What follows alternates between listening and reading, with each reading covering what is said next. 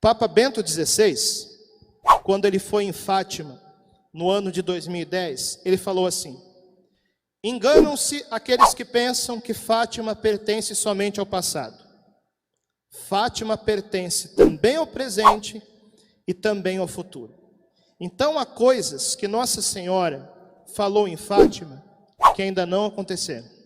Então o segredo pertence àquilo que já aconteceu, àquilo que está acontecendo e àquilo que vai acontecer. O que é que diz o terceiro segredo?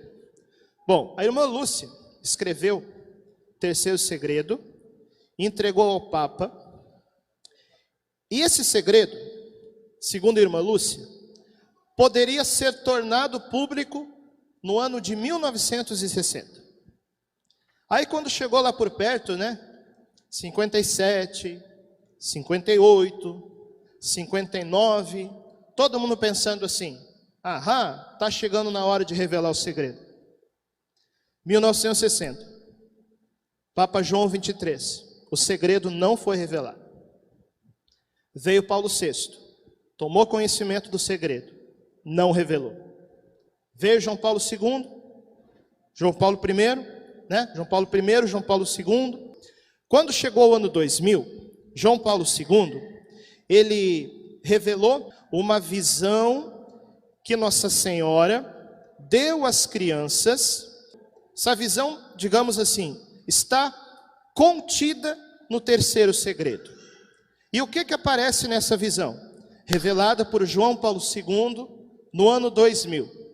Essa visão aparece o seguinte: primeiro um anjo dizendo por 3 vezes: penitência, penitência, penitência. Depois um homem vestido de branco, que irmã Lúcia viu como sendo, ela disse, parecia o Santo Padre, um homem vestido de branco, subindo uma montanha. E aí, o que acontecia naquela hora? Os fiéis que estavam ali e o Santo Padre eram mortos. O cenário de tudo isso está na visão. É uma cidade em ruínas. E aí os anjos recolhiam o sangue dos mártires e ofereciam a Deus.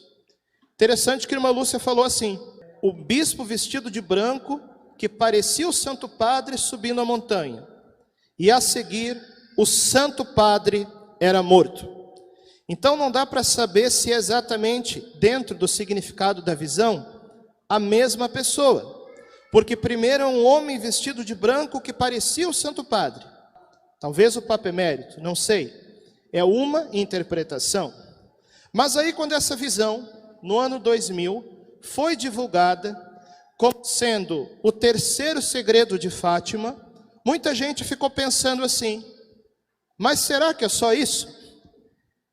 Esperaram 80 anos para revelar só isso. E aí alguns historiadores foram estudar essa questão. E aí o que eles descobriram? Que havia 2 textos que foram entregues ao Vaticano, em datas diferentes, arquivados em lugares diferentes, e esses 2 textos também tinham tamanhos diferentes. A visão que foi divulgada, ela tinha 4 páginas. O outro texto tinha 1 página, e pelo testemunho das pessoas que leram, mas não podiam falar aquilo que tinha, esse segundo texto tinha 25 linhas. Então, o que nós vemos aí? Que tudo indica que há 2 textos. Aquilo que foi revelado foi a visão.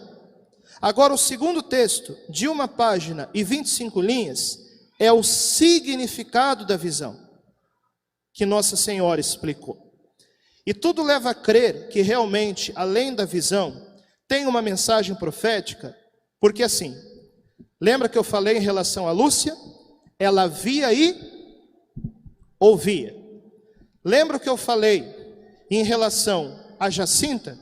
Ela ouvia, mas não via. E o que eu falei em relação a Francisco? ele via, mas não ouvia. Muito bem, depois de Nossa Senhora ter mostrado o terceiro segredo, ela falou assim: isso que eu falei, não digais a ninguém, mas podeis contar para o Francisco.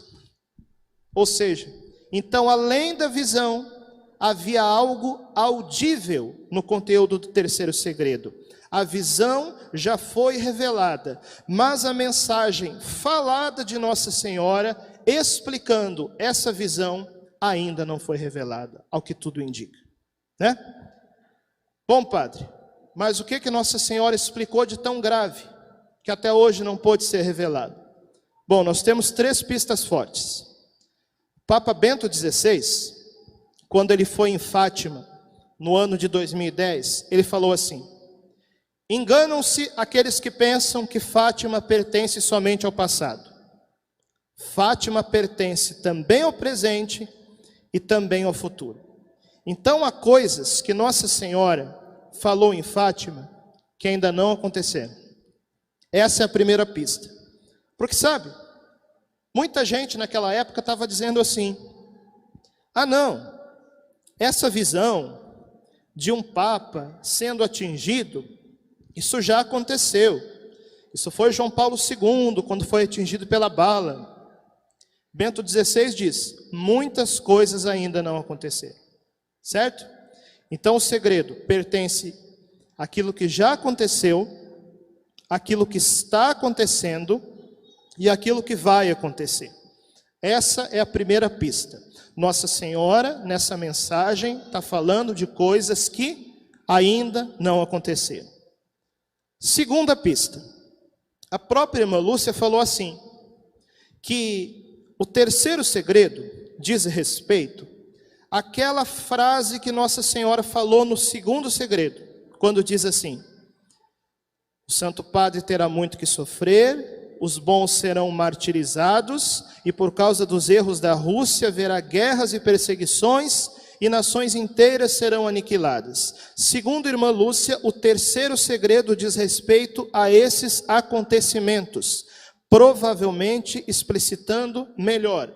Ou seja, essa parte do segundo segredo, que diz respeito aos acontecimentos explicitados no terceiro segredo, ainda não aconteceu. Nossa Senhora está falando de nações inteiras que correm o risco de ser aniquiladas. Mas, padre, isso não aconteceu na Segunda Guerra Mundial? Não. Na Segunda Guerra Mundial houveram cidades aniquiladas, Hiroshima, Nagasaki, mas nações inteiras, gente, isso ainda não aconteceu. E por isso nós precisamos rezar, né? Para que essas coisas não aconteçam.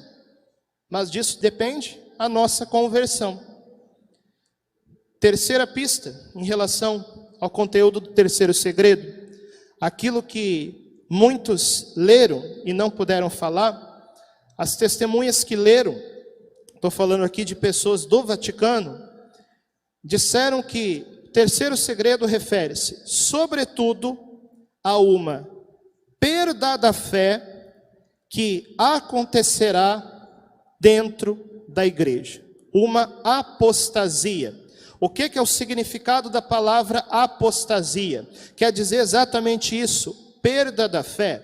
Isso quer dizer que o conteúdo principal do terceiro segredo não são realidades materiais, são realidades espirituais. É claro que também pode se falar de realidades materiais, mas essas não são as mais importantes. O conteúdo principal do terceiro segredo de Fátima é a realidade espiritual, e aí nós podemos compreender simbolicamente naquela cidade destruída e nos fiéis sendo mortos, embora isso possa acontecer sim, como guerras e como perseguições religiosas, espiritualmente falando, tem um significado ainda mais profundo. A cidade em ruínas é uma igreja que perdeu a fé.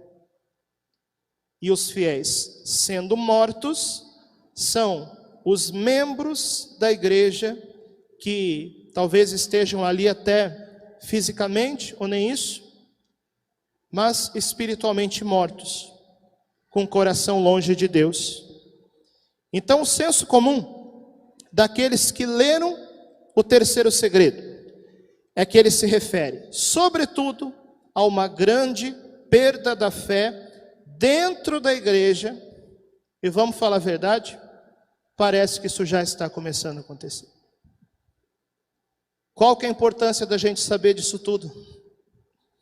É que a gente não perca a nossa fé. Você está entendendo? A cidade ao nosso redor pode estar em ruínas.